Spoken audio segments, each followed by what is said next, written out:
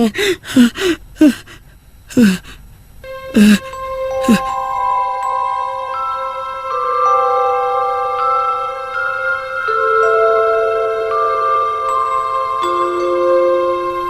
hari yang menentukan ini, langit akan menyaksikan kejahatan pertama berupa pembunuhan berdarah dingin.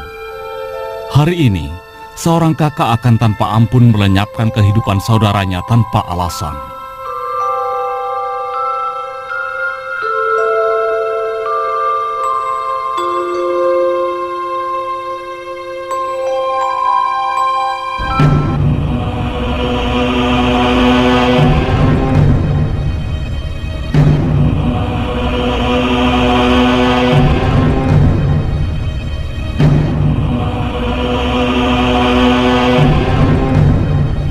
Aku yakin kau bisa menjauhkan dirimu dari bisikan jahat setan. Jangan pura-pura tidak bersalah. Semua ini adalah salahmu. Semua keluarga memusuhiku. Kau juga tahu, ini salah besar. Ibu dan ayah tidak pernah mengesampingkanmu. Dan sekalipun aku selalu berusaha membantu, kau selalu memperlakukanku seperti musuh. Itu karena kau sudah menghasut semua orang agar mereka berpikir bahwa kau ini orang suci. Padahal aku tahu kau adalah pembohong. Jika orang bisa melihatmu, kurbanku akan diterima. Aku melihat kurbanmu, semuanya busuk. Allah hanya kurban dari orang yang jujur. Kau tidak bisa menyalahkanku karena kurbanmu. Aku tidak butuh ucapanmu. Aku benar-benar tidak membutuhkan itu. Aku sangat benci pada dirimu. Kau tidak membenciku, Kobil. Kau hanya membenci dirimu sendiri. Kau mau tahu, bila kau mati, aku akan tentram.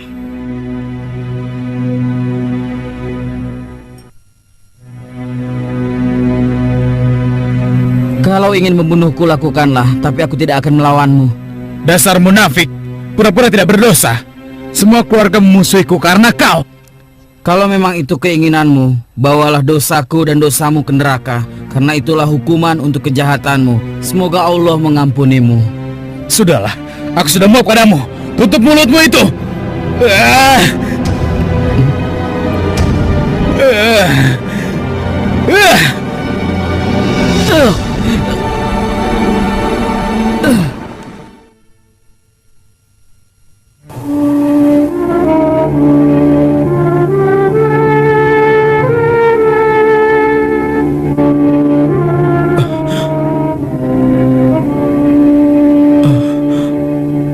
Ya Allah, apa yang sudah kulakukan?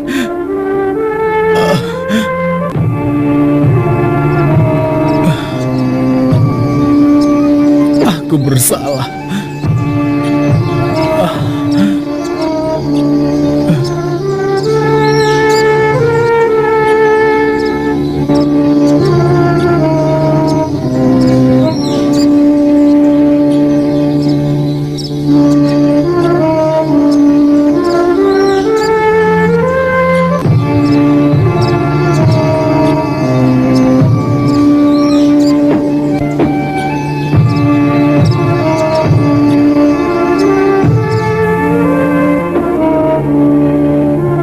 Penyebab rasa iri Qabil yang membabi buta telah pergi selamanya. Dalam kesendirian dan putus asa, ia merasa bahwa seluruh dunia telah meninggalkannya. Habil yang hidup dalam kebenaran hanya mendoakan saudaranya dengan doa yang baik dan menjadi jiwa pertama yang terbunuh. Cahaya kebaikan telah tercermin dalam diri Habil, sedangkan gelapnya kejahatan ada dalam diri Qabil.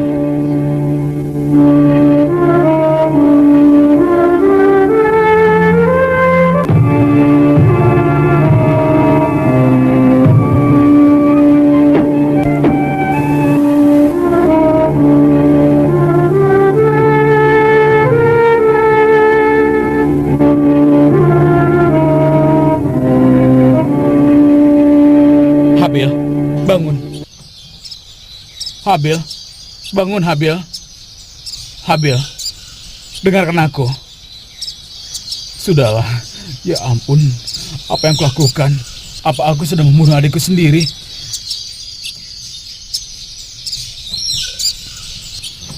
Goncangan jiwa karena apa yang sudah dilakukannya mulai menghantui Qabil. Dalam takut dan kesendirian, ia menjadi putus asa ketika bayang-bayang wajah ayahnya mulai meresahkannya. Dia pun berencana untuk mencoba membuat kebohongan yang meyakinkan untuk diceritakan pada ayahnya. Ia bertanya pada dirinya sendiri tentang apa yang telah ia lakukan. Tapi tetap saja, ia merasa bahwa ialah yang benar dan saudaranya lah yang salah. Saat ini menyembunyikan mayat adiknya adalah hal terpenting baginya.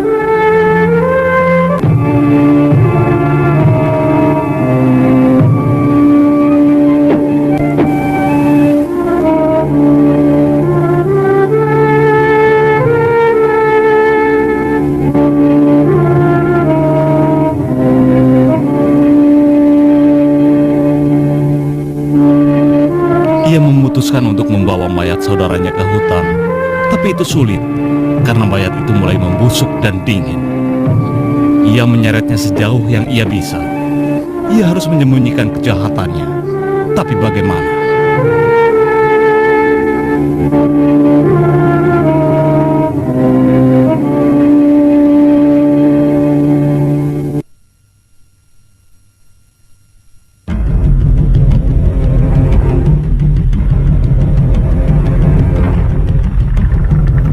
Biasanya malam menyembunyikan keindahannya ketika telah menjelang.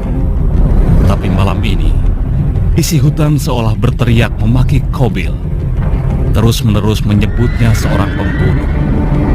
Karena dihantui perasaan bersalah, Qabil memohon agar semua itu tidak pernah terjadi.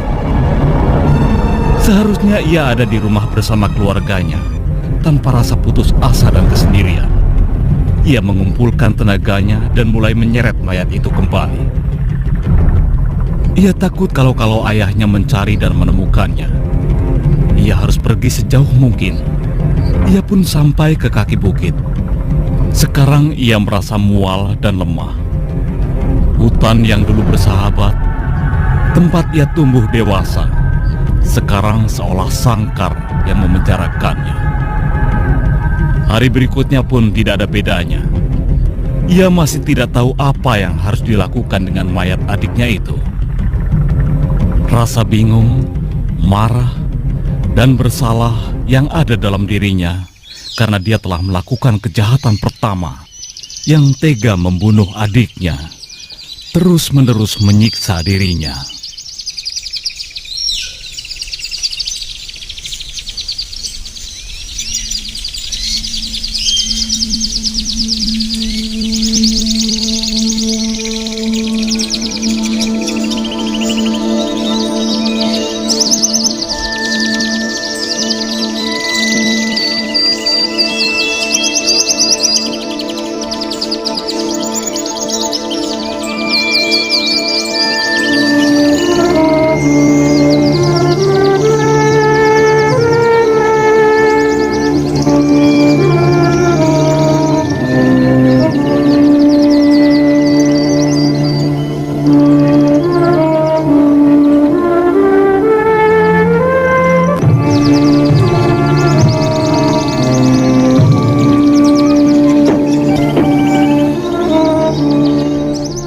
Ya Allah, betapa bodohnya aku, sehingga perlu seekor burung gagak untuk menunjukkan caranya.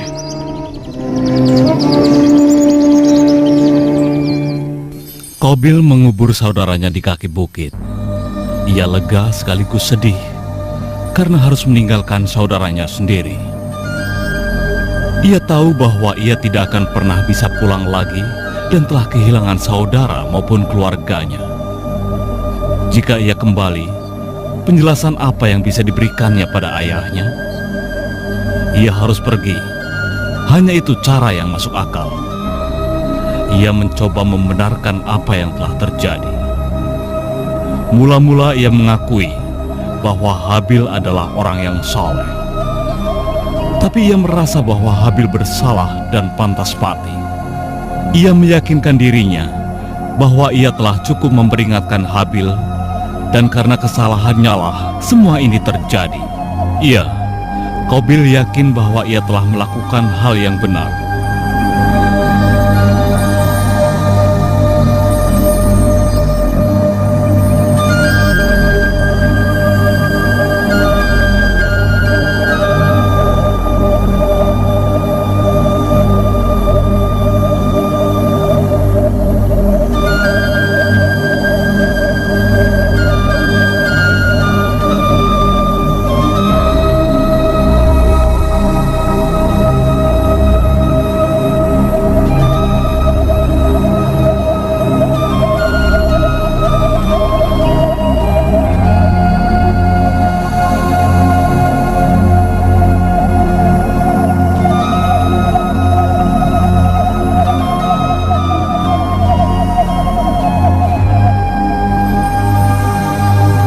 Karena dibutakan oleh kesombongannya, ia menolak bertanggung jawab atas perbuatan jahatnya.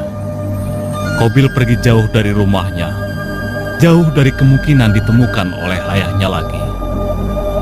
Qabil adalah orang pertama yang melakukan pembunuhan, dan perbuatan ini telah diwariskannya pada sejarah manusia.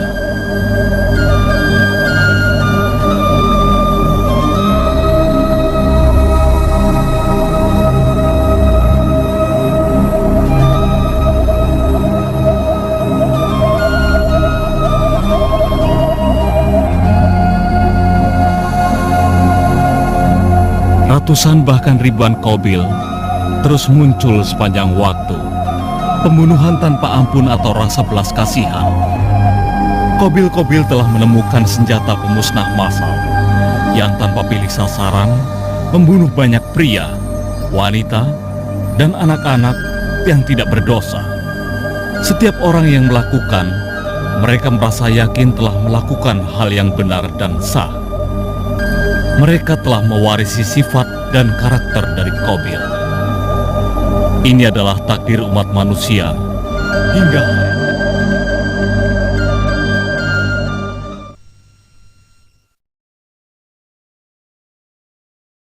Bismillahirrahmanirrahim. واتل عليهم نبأ ابني آدم بالحق إذ قربا قربانا فتقبل من أحدهما ولم يتقبل من الآخر قال لأقتلنك قال إنما يتقبل الله من المتقين لئن بسطت إلي يدك لتقتلني ما أنا بباسط يدي إليك لأقتلك إني أخاف الله رب العالمين صدق الله العظيم. Dengan menyebut nama Allah yang Maha Pengasih lagi Maha Penyayang, ceritakanlah kepada mereka kisah kedua putra Adam, Habil dan Qabil, menurut yang sebenarnya. Ketika keduanya mempersembahkan korban, maka diterima dari salah seorang dari mereka berdua, Habil, dan tidak diterima dari yang lain, Qabil. Qabil berkata, "Aku pasti membunuhmu." Berkata Habil, "Sesungguhnya Allah hanya menerima korban dari orang-orang yang bertakwa." Maha benar Allah dengan segala firman-Nya.